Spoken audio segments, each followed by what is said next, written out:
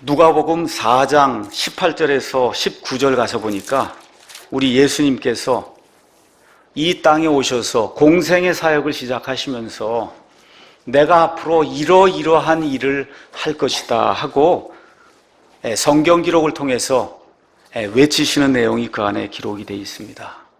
주의 영께서 내게 임하셨으니 이는 왜냐하면 그분께서 내게 기름을 부으사 가난한 자들에게 복음을 선포하게 하셨기 때문이다. 예수님이 이 땅에 오신 가장 큰 목적은 가난한 자들에게 복된 소식을 알려주시기 위해서 이 땅에 오셨다.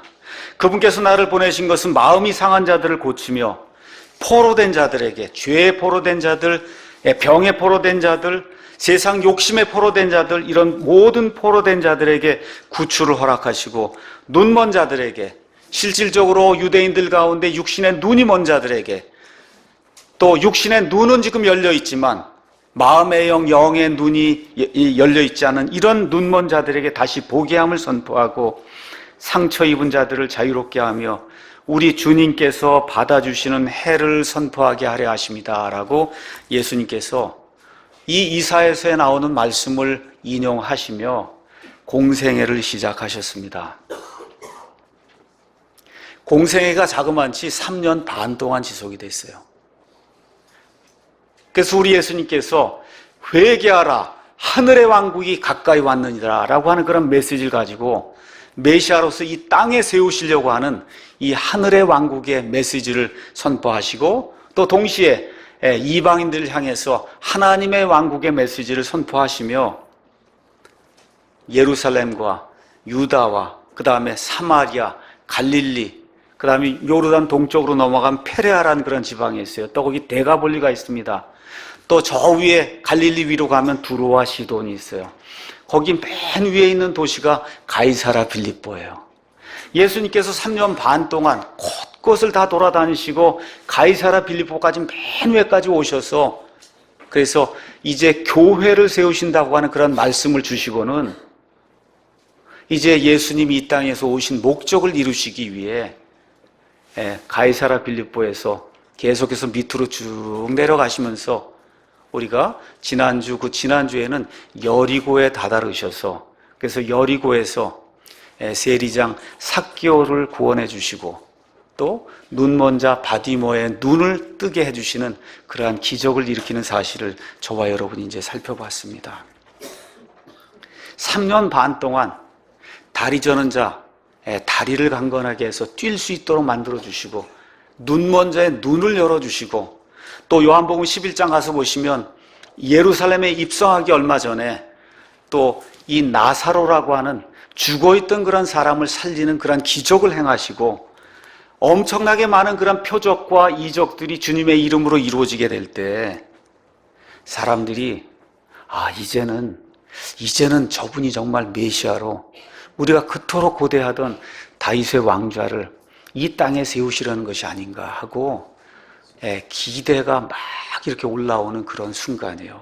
특별히 이제 때가 어느 때냐, 유대인들의 유월절이 이제 가까이 오는 때예요. 이제 일주일 남았습니다.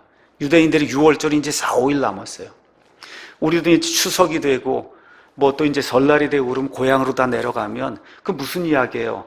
우리나라가 어떻다, 정치가 어떻다, 우리를 어떻게 누가 구출해, 이런 이야기 하듯이 지금 이 사람들도 지금 전국에서 지금 예루살렘으로 지금 속속 지금 모여들고 있습니다. 그렇죠? 들어보니까 저분이 메시아라고 하는데 메시아의 표적들을 행한다고 하는데 혹시 이번 6월절에 저분이 6월절 어린 양으로서 또 메시아로서의 그와 같은 표적을 행하며 우리를 이 로마 제국의 속박에서 혹시 구출해 주지 않을까 하는 그런 기대가 팽배한 가운데 여기 누가복음 18장 가서 보니까 그렇게 기록이 되어 있습니다. 18장에 19장 11절에 그들이 이것들을 들을 때 그분께서 비유를 더하여 말씀하셨으니 이는 그분께서 예루살렘에 가까이 오셨고 그들은 하나님의 왕국이 즉시 나타날 줄로 생각하였기 때문이다. 그래서 메시아를 바라며 무언가를 크게 기대하는 가운데 왕국이 곧 나타나겠구나 하는 기대를 가지고 사람들이 모이게 될 때 예수님께서는 자기 제자들도 이런 사실을 지금 인지하지 못하고 있어요. 예수님이 죽는다고 하는 그런 사실을 지금 3차례나 이야기해 줬는데도 지금 인지를 못하고 있거든요. 이런 상황 속에서 하나님의 왕국이 즉시 나타나는 것이 아니다 라는 것을 알려주시기 위해서 하나의 비유, 문화 이야기를 하십니다.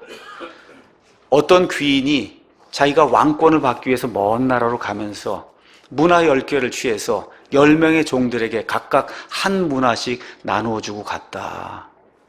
드디어 왕권을 받은 이후에 자기 나라로 다시 와서 1문화씩 주었던 그런 종들을 다 불러서 회개 보고하는 내용이 그 안에 기록이 돼 있어요. 첫째가 왔습니다. 1문화로 제가 10문화를 만들었습니다. 예수님께서 10도시를 차지하라. 예수님께서 그렇게 말씀해 주시고, 두 번째 사람이 와서 저는 1문화로 5문화를 만들었습니다 하니까 똑같이 칭찬해 주시되 너는 5도시를 다스리라.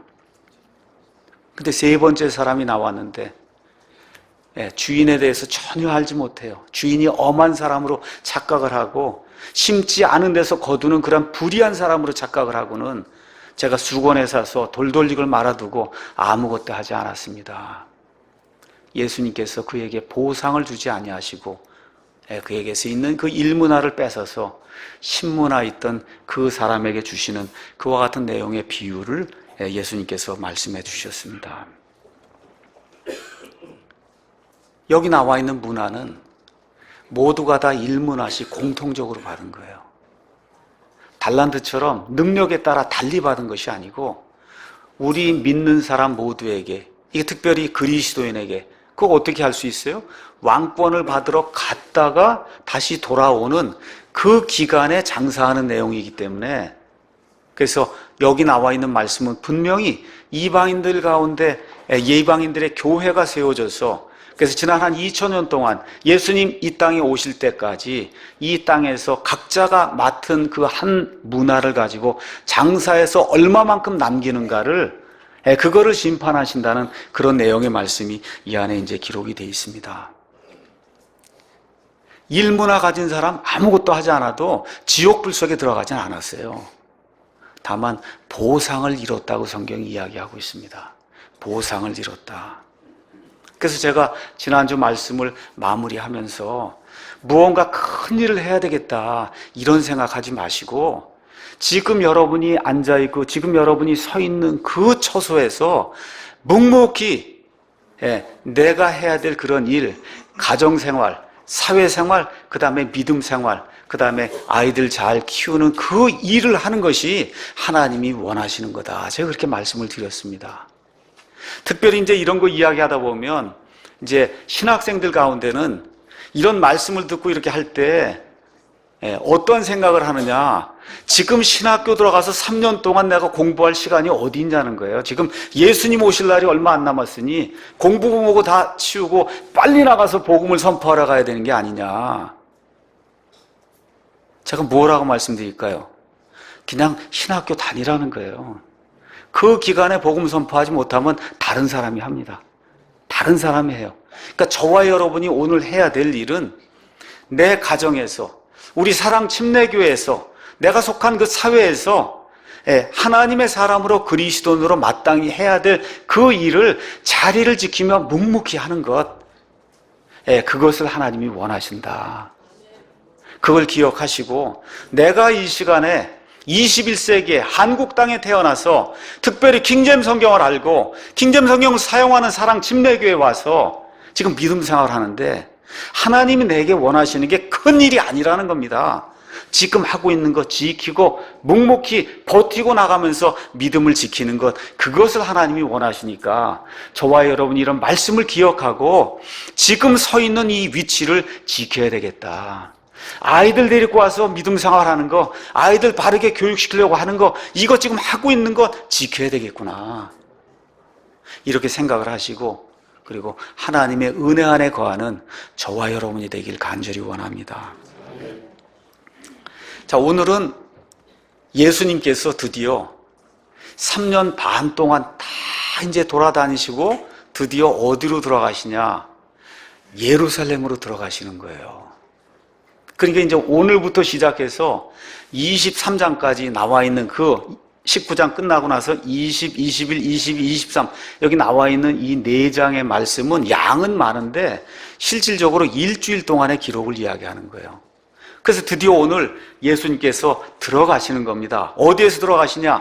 여리고에서 예루살렘으로 들어가세요. 여리고는 어디 있느냐? 이렇게 요르단강이 있으면 요르단강 이 왼쪽에 여리고가 있고, 그 다음에 여기 예루살렘인데 예루살렘에서 이 여리고까지 북동쪽으로 약 어느 정도 떨어져 있냐 하면 28km 정도 떨어졌다 그래요. 그러니까 남자가 한 4km씩 걷는다 그러면 한 7시간 정도 걸으면 그러면 여리고에서 그 다음에 예루살렘으로 들어갈 수 있는 그런 거리입니다. 자, 그래서 오늘은 왕의 예루살렘 입성이란 그런 제목을 가지고 왜 굳이 예수님이 예루살렘에 들어가셔야 되는가? 그렇죠? 또 예수님이 여기 가서 보시면 사람들이 이스라엘의 왕이여 하고 막 호산나하고 외치게 될 때 예수님이 나 그거 아니다 그렇게 안 했어요. 맞다고 이야기하세요. 그렇죠? 네, 그래서 예수님이 왕으로 오셨다는 그 의미가 무엇인가? 더구나 우리가 세상 사람들이 생각하는 왕의 개념이 있어요. 많은 사람들에게 섬김을 받고 호화로운 그런 옷을 입고 뭐 이래서 남을 이렇게 강압적으로 통치하는, 이게 세상 사람들이 가지고 있는 그 왕에 대한 모습인데 여기 지금 나와 있는 그 왕은 그런 모습이 전혀 아닙니다.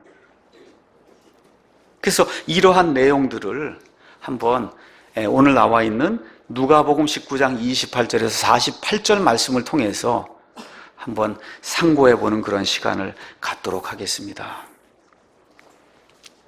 예루살렘의 이름은 다윗의 도시예요. 그러니까 예루살렘이 오래전부터 존재를 했지만 언제부터 이 예루살렘이 이스라엘의 수도가 됐냐? 예수님 오시기 1000년 전에 다윗이라고 한 사람이 왕이 됐습니다. 그렇죠?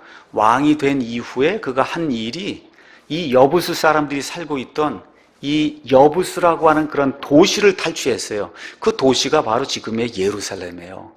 그래서 그 도시를 탈취하고 그 도시가 한 700m, 800m 되는 그런 산 위에 이 도시가 놓여 있어요. 난공불락의 이런 도시를 이렇게 다윗이 탈취하고는 그 중에 일부분을 시온이라고 부르며 자기의 도시로 삼고 그 다음에 이스라엘의 모든 일 처리할 수 있는 그런 수도로 삼아서 지난 3000년 동안 예루살렘이 이스라엘의 지금 수도로 지금 남아 있습니다. 왕의 도시입니다. 자, 왜 예루살렘으로 굳이 가셔야 되는가? 우리 한번 누가복음 9장 51절 한번 가서 보겠습니다. 누가복음 9장 51절 거기 가서 보니까 예수님이 드디어 저 위에 가이사랴 빌립보까지 올라가셨습니다. 예수님이 거기서 죽으셔도 되는데 예수님 그렇게 하면 안 된다는 거예요. 9장 51절 가서 보니까 그분께서 위로 올려져서 영접받으실 때가 이르매, 다시 말씀드려 죽었다가 묻혔다가 살아나셔서 그 위에 이제 승천하실 때가 이르매 친히 예루살렘으로 가시려고 자기 얼굴을 고정하셨다. 지금 그렇게 성경이 기록하고 있습니다. 왜 그래요? 왕의 도시거든요, 여기가. 예수님이 왕으로 오셨기 때문에 왕의 도시에서 모든 일을 이루셔야 돼요. 태어나긴 베들레헴에서 태어났지만 이분은 누구시냐? 다윗의 자손으로 오신 분이에요. 다윗의 자손으로 왕으로 메시아로 오셨기 때문에 왕의 도시에서 이 절정을 이루는 그런 사건이 이제 생겨야만 이 성경의 예언을 이룰 수 있기 때문에 예루살렘으로 가시기 위해서 얼굴을 굳게 고정하셨다고 성경이 우리에게 이야기하고 있습니다. 두 번째, 누가복음 13장 33절 가서 보니까 이렇게 기록이 되어 있습니다. 예수님이 뭐라고 말씀하시느냐? 그럼에도 불구하고 오늘과 내일과 모레는 내가 반드시 걸어야 하리니 대언자가 예루살렘 밖에서 죽을 수는 없느니라. 예수님의 직무 중 하나가 뭐예요? 대언자예요. 하나님의 말씀을 대언하는 대언자가 예루살렘 밖에서 죽으면 안 된다는 거예요. 그러니까 죽는 거 말씀하시면서 죽어도 꼭 어디서 죽으셔야 돼요? 예루살렘에서 죽어야 된다는 겁니다. 예루살렘에서 죽어야 된다.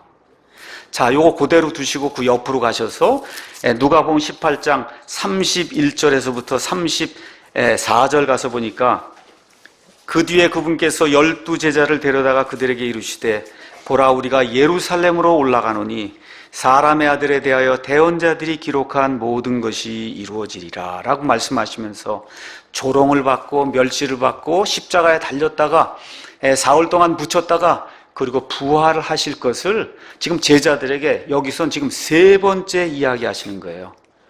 예수님의 직무 중에 하나가 뭐냐? 예수님 제사장으로 이 땅에 오셨어요. 제사장, 또 제사장 겸 희생물로 이 땅에 오셨어요. 그럼 제사장 겸 희생물이 있어야 할 도시가 어디예요? 예루살렘이잖아요. 예루살렘에 뭐가 있습니까? 성전이 있단 말이에요. 그렇죠? 그래서 거기에서 예수님께서 희생 예물이 돼야 되고 거기서 예수님께서 대제사장으로서 온 인류의 죄를 담당하는 그런 일을 하셔야 되기 때문에 그래서 왕으로 오셔서 또 대언자로 죽임을 당하시고 또 제사장으로 제물로 하나님의 일을 감당하시는 삼중 직무를 감당하셔야 되기 때문에 그 직무가 이루어져야 할 도시가 어디냐? 이 세상에 어디뿐이 없어요. 예루살렘뿐이 없기 때문에 지금 예수님께서 예루살렘으로 지금 올라가시는 겁니다. 자, 요르단강이 이렇게 있습니다. 바로 옆에 지금 여리고가 있어요. 그 여리고에서 지금 여기 예루살렘까지 여기 북동쪽으로 여기 한 28km 지금 떨어져 있습니다. 예수님 이제 걸어오시는 거야. 걸어오시는 겁니다. 바디메오를 고쳤습니다. 그렇죠? 삭개오에게 구원을 주셨습니다. 그리고 이제 드디어 하나, 둘 이렇게 하면서 드디어 예루살렘을 향해 오는데 예루살렘이 이렇게 있으면 예루살렘의 동쪽에 올리브산이 있어요. 감람산이라고 하는 그런 산이 있습니다. 그래서 이 올리브산에서 이쪽 서쪽을 이렇게 바라보면 그러면 거기에 성전이 놓여 있어요. 이런 상황을 이해하시면서 여러분이 여기 나와 있는 말씀을 잘 이해하시면 좋습니다. 그래서 29절에 그분께서 올리브산이라 하는 산에서 벳바게와 베다니에 가까이 이르러실 때, 그러니까 지금 여리고를 떠났습니다. 여리고 쭉 가면서 예루살렘을 가려면 어느 산을 통과해야 돼요?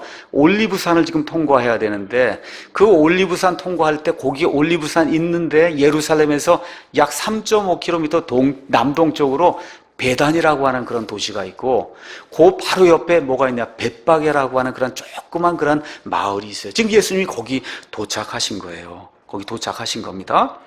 자, 이런 상황 속에서 예수님께서 성경 말씀을 이루시기 위해서 제자 2명을 이제 보내는 겁니다. 뭐라고 말씀하시느냐? 너희 맞은편 마을로 한번 들어가 봐라. 거기로 들어가면 한 번도 사람이 타지 않은 나귀 새끼가 있는데 그 나귀 새끼를 끌어와라. 그리고 주인이 왜 끌어가냐 물으면 뭐라고 대답합니까? 주님께서 필요로 하신다. 그렇게 이야기하면 그러면 그 주인이 내줄 거다. 이 두 제자가 가서 정말 가보니까 나귀 새끼가 있어요. 나귀 새끼를 푸니까 주인이 뭐라 그래요? 도대체 이걸 왜 푸냐? 그렇게 이야기할 때 주님이 필요로 하신다 하니까 아무 말도 하지 아니하고 이 나귀 새끼를 내주는 그런 내용이 그 안에 이제 기록이 되어 있습니다. 저와 여러분이 사복음서를 읽다 보면 어느 면에서 하나님이 성경 말씀에 매여 있구나 하는 그와 같은 이제 생각을 하게 됩니다. 매여 있다. 그건 무슨 이야기냐? 예수님께서 이 땅에 오셨어요. 하나님이세요. 하나님이라고 자기 마음대로 하시는 것이 아니라 구약 성경에 기록이 돼 있는 그 말씀대로 하신다는 거예요. 우리 요한복음 19장 가서 한번 잠깐 보겠습니다. 요한복음 19장 하나만 제가 예를 들어보겠습니다. 요한복음 19장 28절 십자가 사건 거기 가서 보니까 이 일 뒤에 예수님께서 이제 모든 일이 이루어진 줄 아시고 성경 기록을 성취하시려고 이르시되 내가 목마르다 하시니, 목마르다 한 것도 있지만 그게 지금 중요한 게 아니라 그 앞에가 중요한 거예요. 뭐가 중요해요? 성경 기록을 성취해야 메시아란 말이에요. 맞습니까? 예. 그래서 성경 기록을 성취하시려고 내가 목마르다 할 때 거기 있는 사람들이 식초가 가득히 담긴 그런 그릇에서 이거를 찍어서 예수님께 드리는 그런 내용이 나와 있어요. 그렇게 될 때 어떤 일이 이루어지냐? 30절 그러므로 예수님께서 그 식초를 받으신 데 이르시되 다 이루었다. 다시 말씀드려, 내가 목마르다 하고 이런 일이 성경 기록대로 이루어지지 않으면 다 이루었다가 안 되는 거예요. 그러니까 예수님의 행적에서 예수님께서 무슨 표적을 행하시든 예수님께서 어떤 중요한 일을 행할 때는 항상 성경에 나와 있는 기록을 성취하시기 위해서 그렇게 했다. 예수님 죽은 이후에도 거기 가서 보니까 33절에 군사들이 정말 예수님이 죽었는지 뼈를 부러뜨리기 위해서 이 죄수들 앞에 이제 다가갔단 말입니다. 33절, 예수님께 이르러서는 그분께서 이미 죽은 것을 보고 그분의 다리를 꺾지 않았다는 거예요. 그 옆에 달려있는 이 두 강도의 다리는 꺾었습니다. 예수님께 갔더니 예수님이 죽어서 다리를 꺾지 않았다는 거예요. 왜 그렇게 됐냐? 36절, 이 일들이 이루어진 것은 그의 뼈가 하나도 꺾이지 아니하리라 한 성경 기록을 성취하려 함이더라. 뼈를 꺾지 않은 것도 뭐 때문에 그래요?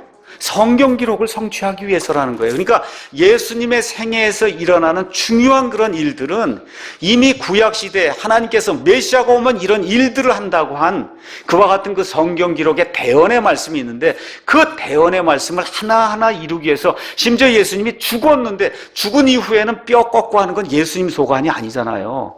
그렇죠? 그런데도 뭐라 그래요, 성경이? 성경 기록을 이루기 위해서 그래서 군사들이 심지어 예수님의 뼈를 꺾지 않았다고 지금 성경이 이야기를 하고 있는 거예요. 자, 오늘 제자들 둘을 보냈습니다. 한 번도 타지 않은 그 나귀 새끼를 갖고 와라. 그렇죠? 그리고는 결국 예수님께서 그 나귀 새끼를 타시고 예루살렘으로 입성하는 거예요. 이것도 무엇을 이루려고 그러세요? 성경 말씀을 이루시려고 그러는 거예요. 성경 말씀을 이루시기 위해서 이와 같은 일들을 행한다. 저와 여러분이 기독교를 믿는다고 이야기합니다. 세상에 종교가 굉장히 많아요. 근데 밖에 나가면 저는 예수님을 믿습니다 하든지 저는 그리스도인입니다 하든지 아니면 저는 기독교를 믿습니다 그렇게 이야기해요.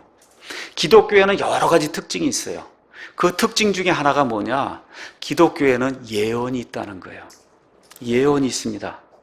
예언은 영어로 prophecy 이렇게 이제 돼 있는데 그 하는 사람 prophet 이렇게 이야기하는데 이게 많은 사람들이 얘기하는 사실은 예언이 아니고 하나님의 말씀을 대신 전한다는 뜻이에요. 하나님의 말씀을 대신 전하는 것 가운데 일부가 앞날을 예측하는 예언의 말씀이 있기 때문에 그래서 많은 사람들이 이거를 예언이라고 생각하지만 실질적으로는 대언의 말씀이 이제 맞는 거예요. 자, 그래서 사람이 만든 종교에는 이런 대언의 말씀이 없습니다. 대언 가운데 특별히 예언, 앞날을 내다보는 그런 예언의 말씀이 전혀 없어요. 왜 없느냐? 그걸 예언을 해놓으면 그게 이루어지지 않으면 그 종교는 성립이 되지 않습니다. 불교, 그렇죠? 이슬람교, 어떤 교를 가보세요. 예언의 말씀이 있는가? 없어요. 그거 있을 수 없는 거예요. 오직 앞날을 내다볼 수 있는 하나님만 예언하실 수 있고 하나님이 전지전능하시기 때문에 이 말씀을 이 안에 기록을 해놓으신 거예요. 성경 안에는 예수님에 대한 수백 가지 예언의 말씀이 있습니다. 이 가운데 예수님이 이 땅에 오셔서 처음 오셔서 이루신 굵직굵직한 그런 그 사건들을 살펴보면 보통 몇 개 정도가 이루어졌냐? 44개에서 48개가 문자 그대로 이루어졌다는 거예요. 몇 가지만 여러분에게 말씀드리겠습니다. 창세기 3장 15절 가서 보니까 온 인류를 구속할 그와 같은 이 메시아가 나온다. 그 메시아는 여자의 씨로 온다는 거예요. 천사로 오지 않습니다. 어떤 영적인 존재로 오지 않아요. 짐승으로 오지 않습니다. 여자의 씨로 오신다. 여자의 씨. 무슨 얘기입니까? 남자의 힘을 빌리지 아니하고 여자의 씨로 오신다는 그 말씀을 예수님께서 그대로 성취하세요. 미가서 5장 2절 가서 보니까 예수님 출생지가 유다의 베들레헴이라고 돼 있어요. 우리 예수님이 베들레헴에서 나십니다. 이사야서 7장 14절 가서 보니까 임마누엘, 우리와 함께 계시는 그 하나님 그 이야기를 하면서 처녀가 아들을 낳는다고 하는 처녀 탄생의 신비, 여자의 씨로 오신 것을 이루기 위해서 처녀 탄생이 이루어지는 내용이 성경에 기록이 돼 있어요. 창세기 12장 3절에는 메시아는 아브라함의 자손으로 온다. 사무엘기하 7장 가서 보니까 메시아는 다윗의 자손으로 온다. 또한 이사야서 40장 3절에서 5절 가서 보니까 메시아가 공생애를 시작하기 전에 시작하는 그 순간에 메시아 앞에 달려가는 전령이 있다는 거예요. 그 전령이 누굽니까? 침례자 요한. 그렇죠? 예. 그 다음에 이사야서 9장 1절 2절 가서 보니까 이 사람은 갈릴리 사람이다. 그렇죠? 또 이사야서 30장 넘어가서 보니까 이 분이 오시면 사람들의 눈을 열어주고 다리를 고쳐주고, 그렇죠? 실질적인 병 고치는 그런 일들이 일어난다고 하는 그런 모든 것들이 구약 성경에 이미 다 예언이 돼 있어요. 그래서 심지어 예수님의 복음도 고린도전서 15장 가서 보니까 뭐라고 기록이 돼 있냐? 예수님께서, 그분께서 성경 기록대로 우리의 죄들로 인해 죽으시고 묻히시고 성경 기록대로 사흘 만에 부활하셨다고 기록이 되어 있는 거예요.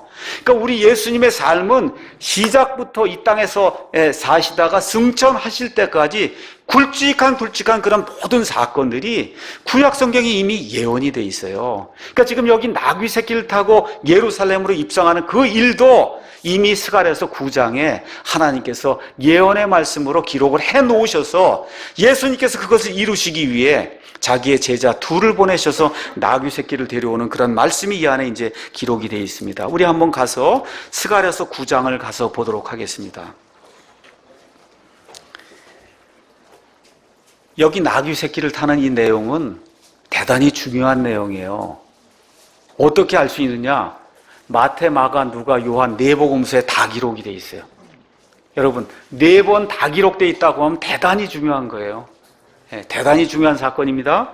제가 읽어보겠습니다. 9장 9절. 오 시온에 따라 크게 기뻐할지어다.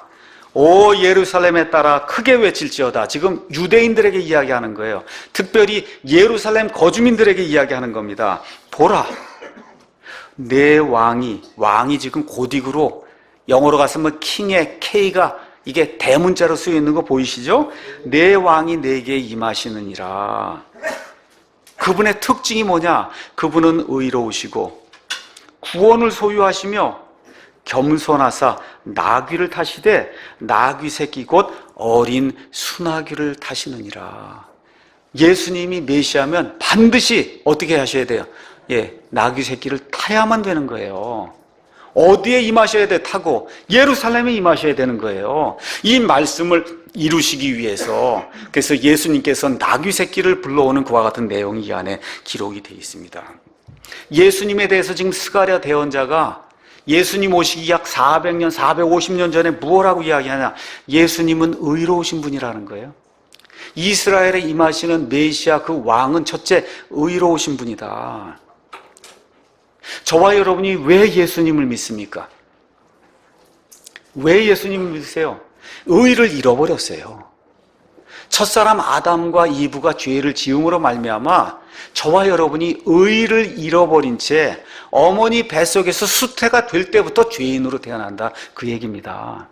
그러니까 구원받는다고 하는 것은 그 잃어버린 의를 찾고자 하는 거예요. 찾는 거예요. 그게 구원입니다. 근데 사람 가운데는 그 의를 줄 수 있는 사람이 없단 말이에요. 그 의는 누구만 줄 수 있냐? 하나님만 주실 수 있단 말이에요. 근데 여기 가서 보니까 이스라엘에 임하는 그 메시아의 특징이 뭐냐? 첫째, 의로우신 분이라는 거예요. 그러니까 저와 여러분이 구원받으면 예수님의 의를 덧입는 거예요. 우리의 의를 가지고 하나님 앞에 서는 것이 아니라 예수님의 의를 덧입고, 이렇게 덧입게 될 때 하나님께서 저와 여러분 보시고 너는 의로운 자라고 불러주시는 겁니다. 이것이 성경에 나와 있는 구원이에요. 그래서 로마서 가서 보니까 로마서 1장에 이 말씀을 이렇게 이제 표현해 놨습니다. 1장 16절에 내가 그리스도의 복음을 부끄러워하지 아니하노니 이는 그 복음이 믿는 모든 자를 구원에 이르게 하시는 하나님의 파워, 권능이기 때문이라. 먼저는 유대인에게요, 또한 그리스인에게로다 라고 이야기하면서 17절에 복음에는, 저와 여러분이 믿고 구원받게 하는 그와 같은 그 복음에는 하나님의 의가 믿음에서 믿음까지 계시되어 있나니 이것은 기록된 바 의인은 믿음으로 살리라 함과 같으니라. 그래서 저와 여러분이 하나님께 우리의 믿음을 두게 될 때 하나님이 우리를 의롭다고 칭해 주시면서 예수 그리스도의 의를 머리끝부터 발끝까지 옷으로 감싸듯이 싹 저와 여러분을 이렇게 의로 감싸주시기 때문에 하나님이 보실 때 저와 여러분이 의로운 사람이 되는 거예요. 그 일이 예수님을 통해서만 가능하다. 그래서 여기 스가랴서 9장 9절에 이 예수님에 대해서 표현하면서 그분은 의로우신 분이다, 그렇게 이야기하는 겁니다. 두 번째 뭐라고 또 써있냐, 거기 가서 보니까 그분은 구원을 소유하셨다는 거예요. 잘 들으셔야 돼요. 그분은 구원을 소유하셨다. 그 무슨 얘기입니까? 다른 사람 안에는 구원이 없다는 거예요. 예수님만 구원을 소유하고 계세요. 예수님 안에만 구원이 있습니다. 그래서 사도행전 4장에 가서 보니까 사도들이 예수님 이름으로 복음 선포하지 말라고 할 때 뭐라고 얘기합니까? 다른 사람 안에는 구원이 없나니 온 천하 인간 중에 구원을 얻을 만한 다른 이름을 하나님께서 우리에게 주신 적이 없다고 이야기하는 거예요. 예수님 안에만 구원이 있다. 성경이 그렇게 이야기하고 있습니다. 세 번째 또 뭐라고 이야기하냐? 그 예수님은 왕인데 세상의 왕과는 달리 겸손하다고 이야기해요. 겸손하신 분이다. 겸손해서 어느 정도로 겸손하냐? 나귀를 타는데, 여러분, 왕이 무슨 나귀 탄다고 하는 거예요? 그 일반 백성 중에 종이나 이런 사람이 지금 나귀 타는 거지, 이게 나귀가 아니거든요. 원래 무엇을 타야 되냐면 노새를 타야 되는 거예요. 노새를 타야 그게 왕과의 그런 그 왕의 어떤 표징이 되는 건데, 지금 나귀를 타는 거예요. 근데 그 나귀도 새끼, 알겠죠? 얼마나 작아요? 새끼를 타는데 그것도 자기 게 아니라 빌려온 거. 여러분 이해하시겠어요? 세상의 왕 같으면 있는 거 해서 그냥 커다란 하얀 말에 뭐 씌우고 해갖고 엄청나게 해서 이 왕이 타지 않겠습니까? 근데 그분은 겸손하셔서 나귀를 타시되, 나귀도 큰 게 아니라 가장 작은 나귀 새끼를 타시고, 그것도 내 게 아니라 빌려온 걸 타신다는 거예요. 예수님의 겸손함을 지금 성경이 이렇게 표현하고 있는 겁니다. 근데 놀라운 일이 있어요. 어떤 놀라운 일이 있냐? 나귀를 빌리러 갔더니 왜 풀어가냐 그랬더니 뭐라 그래요? 주님이 필요로 하신다 하니까 주인이 내어주죠. 또 사실은 이 한 번도 사람을 태우지 않은 나귀, 사람이 올라타면 난리를 친다고 그럽니다. 그렇죠? 근데 지금 예수님이 거기 가서 딱 탈 때 어떻게 조용히 자기 등을 내어놓고 왕이 타시도록 하고, 그리고 예루살렘으로 입성에 들어가는 그 모습을 한번 이렇게 상상을 해보세요. 심지어 전 나귀 새끼도 이분이 창조자라고 하는 그런 사실을 인정을 하고 있잖아요. 주님이 필요로 하신다 할 때 저와 여러분이 이 나귀 새끼처럼 우리의 등을 내어놓을 수 있습니까? 주님이 필요한다 할 때 이 주인처럼 우리의 가진 것을 내어놓을 수 있어요? 우리의 재능을 내어놓을 수 있습니까? 이런 사람들이 넘쳐나야 하나님의 일이 흥황하게 돼요. 그러면서 거기 가서 보니까 이스라엘의 왕이 내게 임한다. 지금 그렇게 기록이 되어 있습니다. 이스라엘의 왕이 뭐예요? 메시아가 말이에요. 메시아가 임한다. 그런데 백성이 지금 생각하는 메시아는 그 당시 로마 사람들이 있으면 그런 말을 끌고 해서 이제 전차를 만들고, 여러분 우리 배너나 이런 영화 가서 보시면 뭐 장군들 개선 장군 할 때 엄청난 규모의 그와 같은 이 말들과 이렇게 개선 장군처럼 이렇게 들어와야 되는 거 아닙니까? 그런데 이스라엘의 왕으로 지금 임하시는데, 지금 백성들이 생각하고 있는 로마 제국에서 뭐 속박을 해주고 막 호령을 하고 하는 그런 모습의 왕이 아니에요. 지금 이제 예루살렘으로 들어가면 당장에 뭐가 있습니까? 엄청난 규모의 헤롯의 왕궁이 있어요. 우리 예수님 그런데 들어가 본 적이 없습니다. 그렇죠? 엄청난 규모. 로마의 엄청난 건축물이 지금 예루살렘에 하나 있어요. 예수님 그런데 들어가 본 적이 없어요.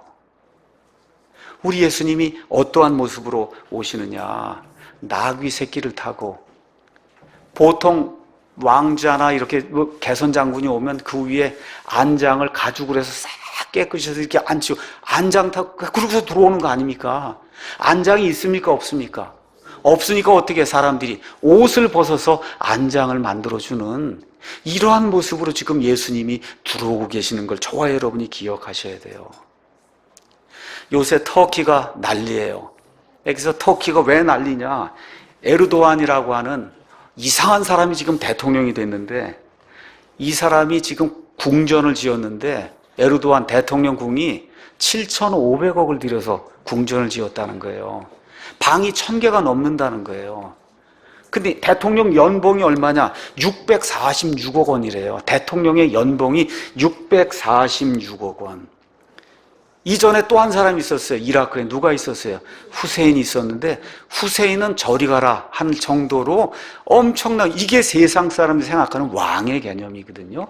내가 한번 왕이 되면 말 그대로 아방궁을 짓고, 그렇죠? 이런 방식으로 한번 사람들 앞에 위엄을 드러내야 되겠다. 이게 세상 사람들이 생각하는 그런 형태의 왕인데 우리 예수님하고 이렇게 비교를 해보니까 어때요?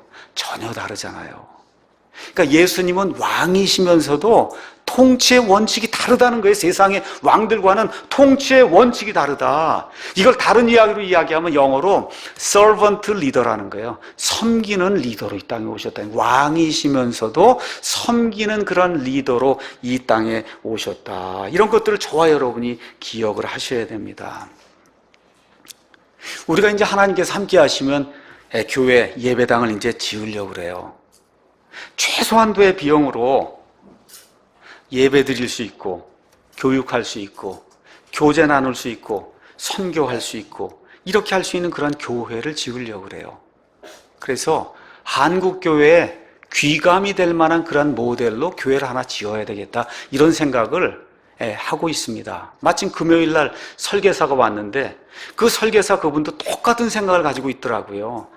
아니 왜 이렇게 교회 예배당을 이걸 성전이라고 해서 거기다 갖다 금을 쳐봤냐, 이거 금을 쳐서 붙이냐는 거예요. 그럴 필요가 전혀 없는데, 그렇지 않습니까? 깨끗하게 안전하게 우리가 여기 모여서 서로 말씀도 듣고 찬양도 하고 교제도 하고 아이들 가르치고 그렇잖아요. 주중에도 또 모일 수 있으면 모이고 우리가 할 수 있는 그런 일들 최소한의 비용을 가지고 깨끗하게 해서 그렇게 만들어서 우리가 사용하면 되는 거지, 여기가 성전이 아니잖아요. 맞습니까? 그러니까 저와 여러분이 왕 같은 신분을 가진 사람들이에요. 맞습니까 여러분?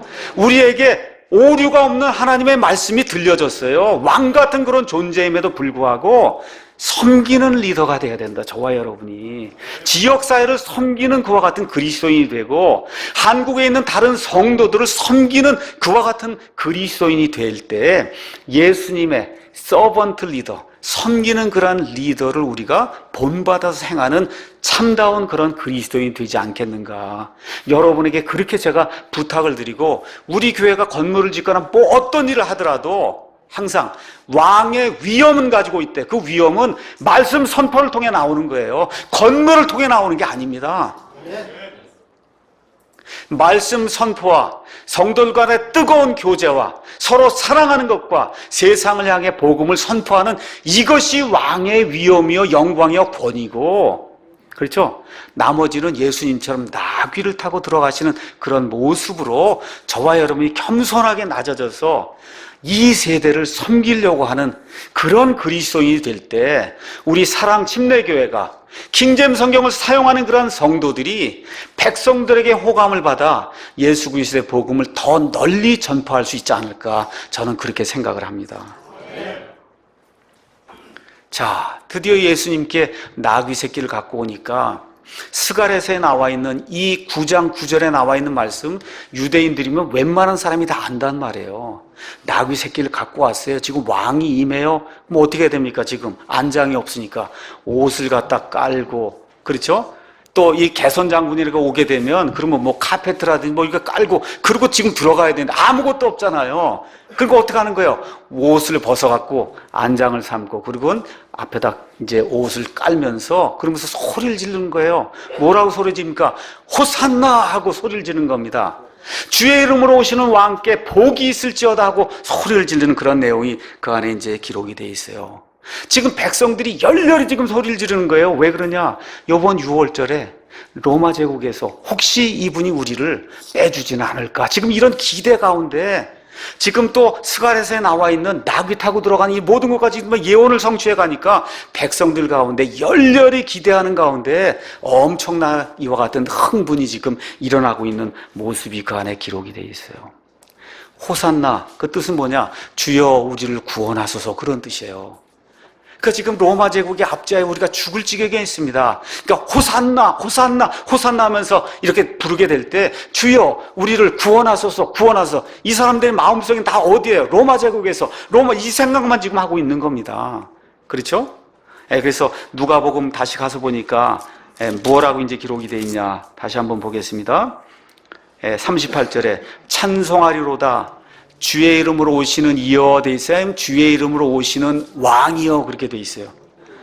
왕이라는 거예요. 이거 큰일 날이래요 지금. 여기 왕은 누구밖에 없어요 지금.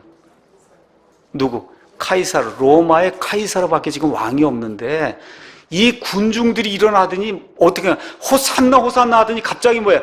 주의 이름으로 오시는 여호와 하나님의 이름으로 오시는 왕이여 하고 지금 소리를 지르니까 이게 잘못하다가 큰일 나는 겁니다. 이게 소요사태로 이게 발전하게 되면 말 그대로 로마 사람들이 와서 이 사람들을 잡아갈 수밖에 없는 이런 급박한 상황이에요. 그런데도 불구하고 예수님께서 내버려 두세요. 왜 그래요? 성경 말씀의 예언을 성취해야 되기 때문에. 이 말씀이 어디 나오냐? 시편 118편에 나옵니다. 한번 가서 보겠습니다. 시편 118편 거기 가서 보시면 시편 113편에서 시편 118편은 6월절이 될 때, 특히 118편은 메시아가 6월절에 들어오게 될 때 부르는 할렐이라고 하는 그런 시편이에요. 거기 118편 가서 보니까 이렇게 기록이 되어 있습니다. 22절 건축자들이 버린 돌이 모퉁이의 머릿돌이 되었나니. 여러분 많이 읽어본 말씀이죠? 이게 여기서 나오는 거예요. 지금 메시아 시편에서. 이것은 주께서 행하신 것이요 우리 눈에 놀랍도다. 24절 이 날은 주께서 만드신 날이. 이 날은 뭐예요? 메시아가 입성하는 그 날을 이야기하는 거예요. 우리가 그 날을 기뻐하고 즐거워하리로다. 26절 다 같이 읽어보겠습니다. 주의 이름으로 오시는 이를 찬송하리로다. 우리가 주의 집에서부터 너희를 축복하여도다. 그래서 이스라엘 백성이 과거 1000년 동안 이 시편 118편의 말씀을 6월절이 될 때마다 낭독을 하고 낭송을 하고 같이 하면서 누구를 기다렸어요? 메시아를 기다렸단 말이에요. 그렇죠? 근데 여기는 주의 이름으로 오시는 이를 찬송하는데 여긴 이가 아니라 아예 뭐라고 불러요? 누가복음에서는 주의 이름으로 오시는 왕을 찬송하라고 지금 이야기하고 있어요.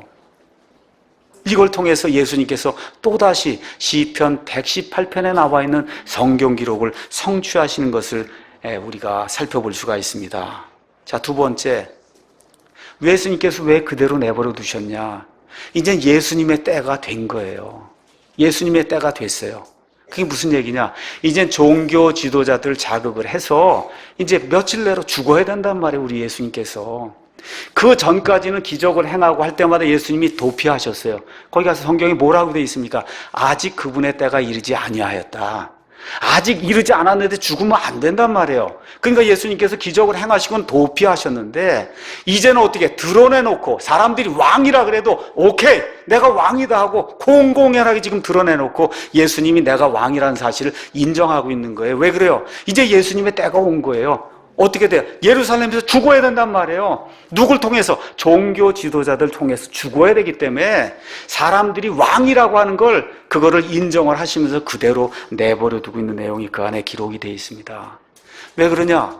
예수님은 요한복음 1장 29절에 나오는 것처럼 세상 죄를 제거하시는 하나님의 어린 양이에요. 하나님의 어린 양은 언제 죽어야 됩니까? 6월절에 죽어야 돼요. 며칠 남았어요? 4일 남았습니다, 이제. 이 일이 지금 주일에 이루어지고 있어요. 그 주일을 그래서 우리가 보통 종려주일이라고 이야기하는 거예요. 종려주일 그 다음 주일이 우리가 보통 부활주일이라고 이야기하거든요.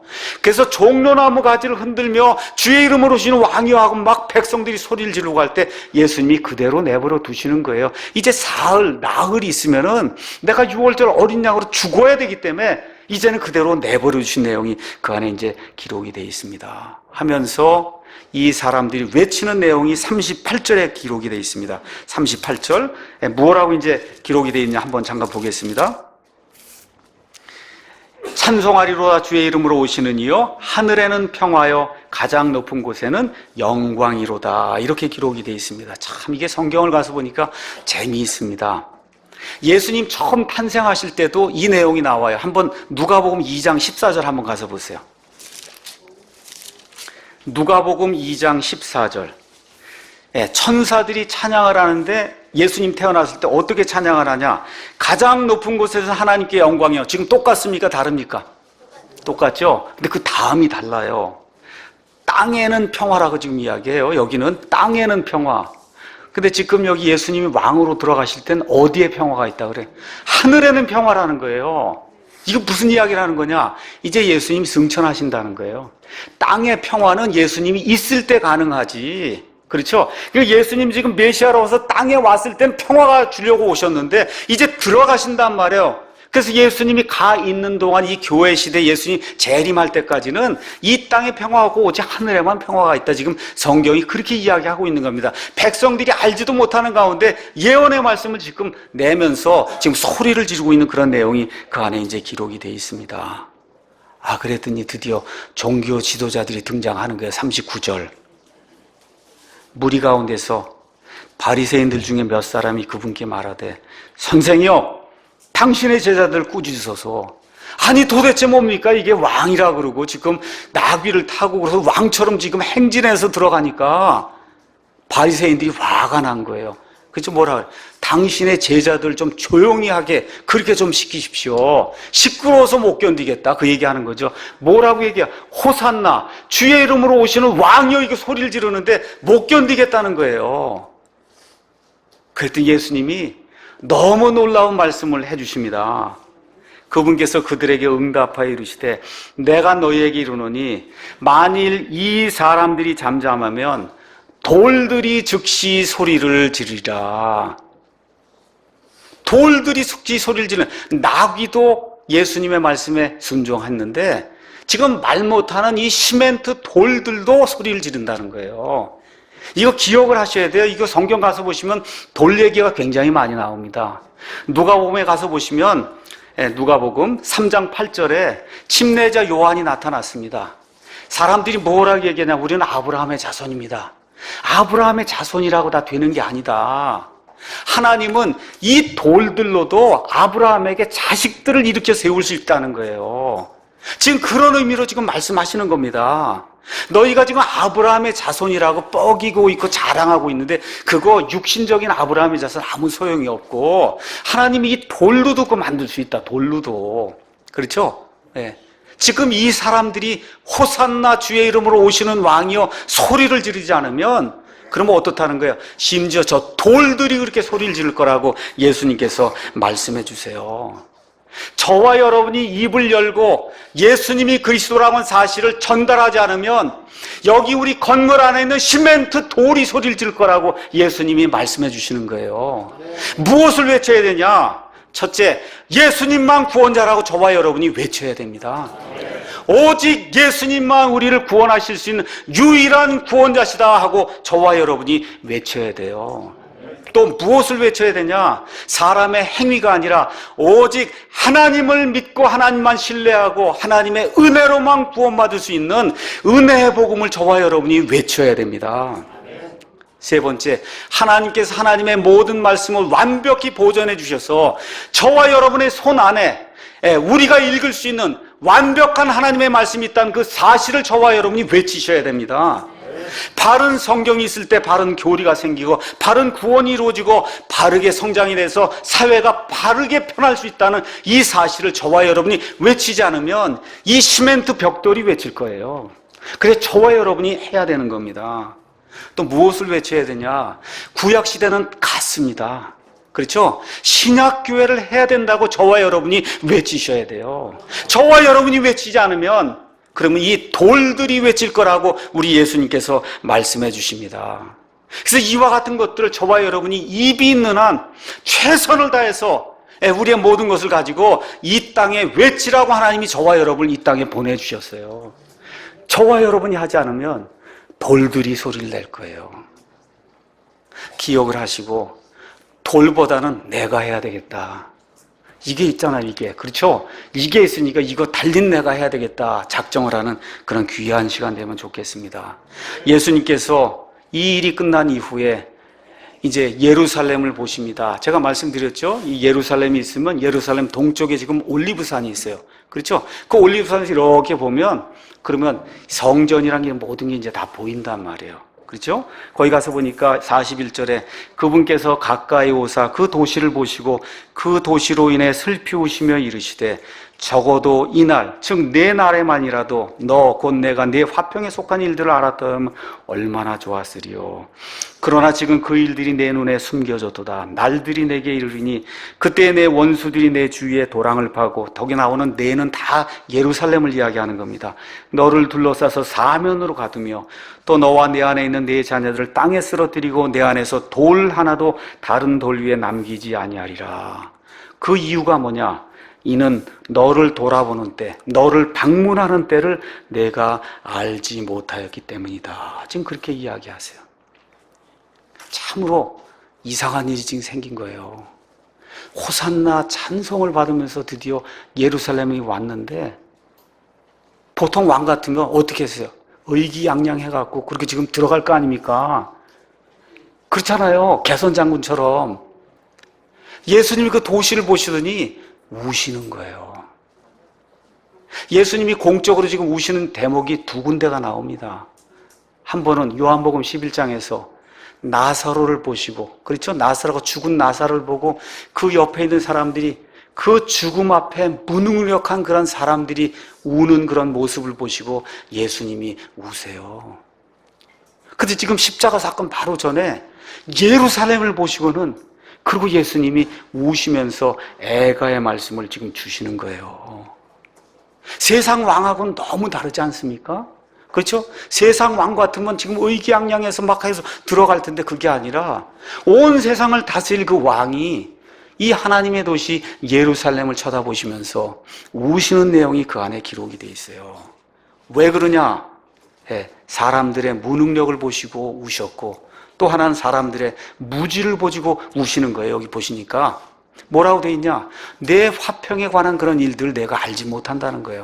내가 화평의 왕으로 지금 초림하는 그런 메시아로 너희가 나를 받아들이기만 하면 그럼 예루살렘의 이름이 뭐예요? 평강의 도시인데 그 평강의 도시가 바라는 그 화평이 오늘 이루어질 텐데 하나님이 방문하는 때를 내가 알지 못하는구나.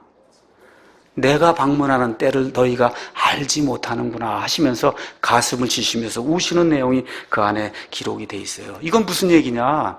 이 백성이 지금 호산나 호산나 하고 지금 요란 법석을 떠는데 며칠 있으면 십자가에 달려 죽이라고 이 백성이 지금 돌이켜왔고 예수님이 그렇게 할 줄 지금 예수님이 아시는 거예요. 그래서 이 모든 것들을 내려다 보시고 이 백성이 지금은 호산나 호산나 하고 지금 이렇게 난리를 치는데 며칠 지나면 그 난리가 뭐로 바뀌어요? 십자가에 못 박아 죽이라고 하는 그런 이 함성으로 바뀔 거를 우리 예수님이 아시고 그렇게 되면 이 예루살렘에 주시려고 했던 그런 화평의 일이 이루어질 수 없기 때문에 예수님께서 앞날을 내려다 보시고 그리고는 우시는 내용이 그 안에 기록이 되어 있습니다.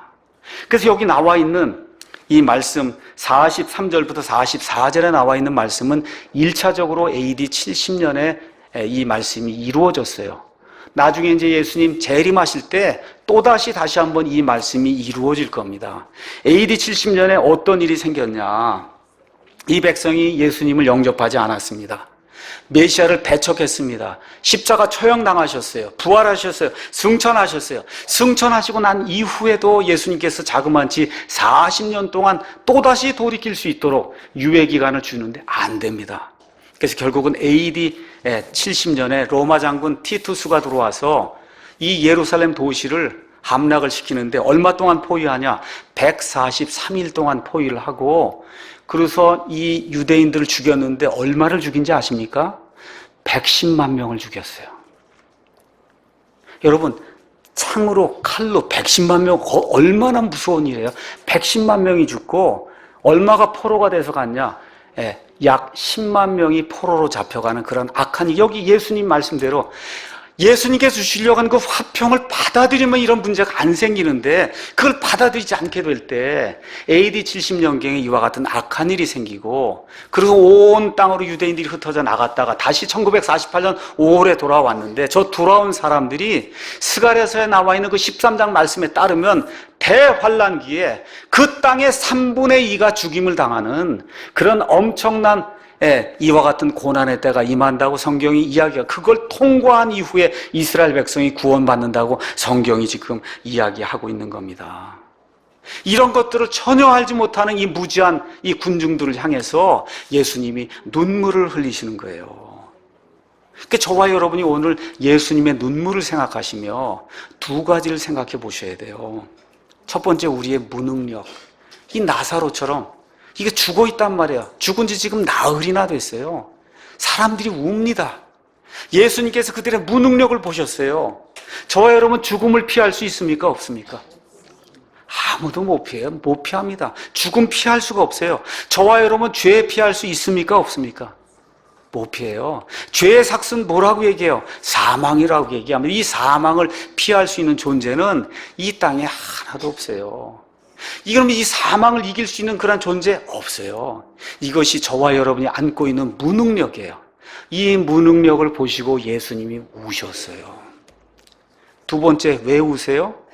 이 사람들이 예수님이 가져다 주신 그 화평이 무엇인지를 전혀 알지 못하고 앞으로 몇십 년 후에 심지어 110만 명이 죽는 이런 엄청난 비극이 일어나는 그런 사실을 전혀 깨닫지 못하고, 그리고 자기 방식대로 종교를 고집하며 나갈 때 예수님께서 그 도시를 보시고 우신 거예요. 저와 여러분이 우리의 모습을 한번 생각을 해 보셔야 됩니다. 저와 여러분이 이 땅에 태어나서 어머니 배에서 태어나서 수태가 되는 순간부터 하나님과 원수 관계라고 성경이 이야기를 하고 있어요. 이걸 해결할 수 있는 능력이 우리 가운데 있습니까? 없습니까? 없어요. 이걸 해결할 수 있는 방법이 인간 안에는 없습니다. 이 무능력을 저와 여러분이 이해하셔야 돼요. 이걸 이해하지 못하면 예수님이 우십니다. 두 번째, 이 원수 관계를 해결하시면서 우리에게 화평을 주려고 예수님이 하시는데, 그렇죠? 이거를 깨닫지 못하면 또 누가 우세요? 예수님이 우신단 말이에요. 이런 것들을 기억을 하시면서 아직 구원받지 못한 그런 분이 계시면 내 힘으로는, 사람의 힘으로는 구원받을 수 없다는 그 사실을 인지하시고, 하나님과 지금 원수관계인 이 상태에서 벗어나서 하나님의 아들, 딸이 되어야 되겠다고 작정하는 아름다운 일이 생기를 주님의 이름으로 기원합니다. 구원받은 이후에도 여전히 죄를 지으며 하나님과 대적하는 그런 관계에 있을 때 화평이 없다고 성경이 이야기합니다. 이런 분들 예수님을 기억하시고 예수님께 나아가기만 하면, 예수님이 화평의 왕, 평강의 왕이시기 때문에 구원받은 이후에 우리가 짓는 모든 죄들도 우리가 고백하고 예수님께 나아가면 예수님께서 깨끗이 체류해 주시며 우리에게 마음의 평강을 주실 줄로 믿습니다.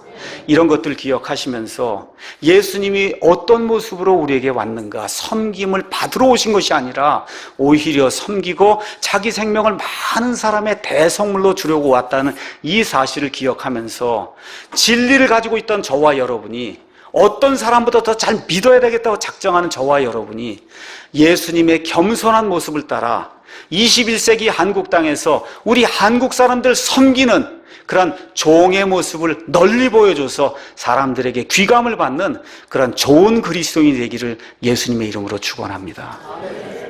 기도하겠습니다.